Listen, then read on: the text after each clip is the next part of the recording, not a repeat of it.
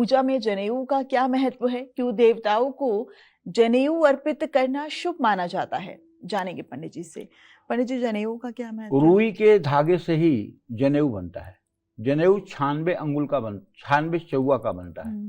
ये 4 उंगलियों का एक चौवा होता है। ऐसे 96 बार नाप करके उस सूत से 3 धागे का जनेऊ निर्माण होता है।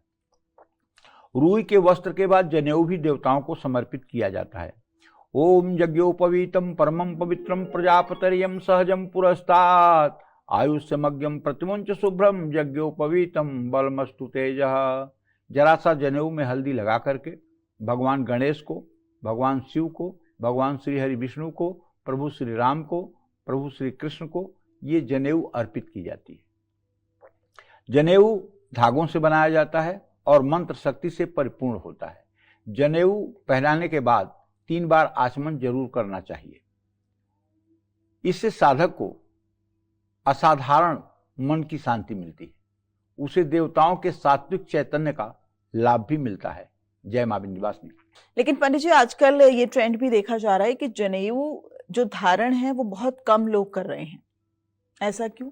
बिल्कुल सही कह रहे हो। देखो, कम तो पहले भी करते थे लोग। हमारे यहाँ त्रिवर्ग को जनेऊ धारण करने का अधिकार शास्त्रों में दिया गया था। ब्राह्मण, क्षत्रिय, वैश्य को जनेऊ धारण करने का और यज्ञोपवीत संस्कार कराने का अधिकार दिया गया था। लेकिन आज का देश परिवेश बदला हुआ है।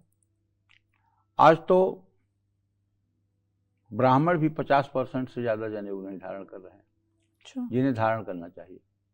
और लोग तो पाखंड कहते हैं जनेऊ को धारण करना। शिखा रखना पाखंड कहते हैं। चंदन लगाने को पाखंड कहते हैं, दिखावा कहते हैं। जबकि शिखा जो है, चिद्रूपिणी महामाये दिव्य तेजस समन्विते तिष्ठ देवी शिखा मध्य तेजो वृद्धि कर पुरुष में। यहाँ जो हमारी शिखा होती है, ये चिद्रूपिणी, जैसे रेडियो में एंटीना होता है वैसे शरीर में शिखा होती है। ये मतलब ईश्वरीय तरंगों का शोषण करके और मनुष्य के शरीर में संचरित करती है। जिसका अपना एक वैज्ञानिक महत्व है। शिखा धारण का अपना एक वैज्ञानिक महत्व है। लेकिन अगर आज कोई मोटी शिखा धारण करे तो उसे बैकवर्ड कहा जाएगा, उसे पिछड़ा हुआ कहा जाएगा, उसे पिछड़ी मानसिकता का कहा जाएगा, हंसी मजाक का पात्र बनाया जाएगा। इसी तरह से तिलक लगाने में भी बहुत लोगों को आपत्ति होती है। अरे तिलक लगा करके क्या ढोंग दिखा रहे हो, क्या आडंबर कर रहे हो, भगवान की भक्ति करना हो तो अंदर से कर लो, ऐसा है ना। लेकिन नहीं, हमारे यहाँ तो मतलब कि शास्त्रों में लिखा हुआ है, और खास करके श्रीमद् देवी भागवत पुराण की चर्चा करता हूँ कि जो लोग अपने गले में रुद्राक्ष की माला धारण करते हैं, सर पे रुद्राक्ष धारण करते हैं, शिखा में रुद्राक्ष धारण करते हैं, कानों में रुद्राक्ष धारण करते हैं और दोनों हाथ के मणिबंध पे रुद्राक्ष धारण करते हैं, दोनों बाहुओं में रुद्राक्ष धारण करते हैं। इस तरह से 216 की संख्या में जो लोग रुद्राक्ष धारण करते हैं और माथे पर भस्म विभूति का त्रिपुंड धारण करते हैं, ऐसे लोग जहाँ भी रहते हैं उन्हें देवलोक में गमन करने वाले यक्ष, गंधर्व, किन्नर, देव, दानव सभी प्रणाम करते हैं।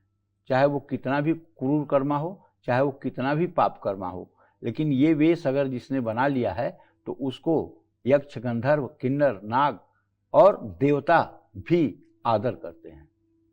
उसी तरह से वैष्णव संप्रदाय के 12 चिन्ह जो भगवान श्री हरि विष्णु के हैं त्रिपुंड के, अगर वो पूरे शरीर में लगा लिया जाए और ऐसा साधक जहाँ बैठा रहेगा उसे कभी यमदूत नहीं छू सकते, उसे कभी यमराज नहीं छू सकते।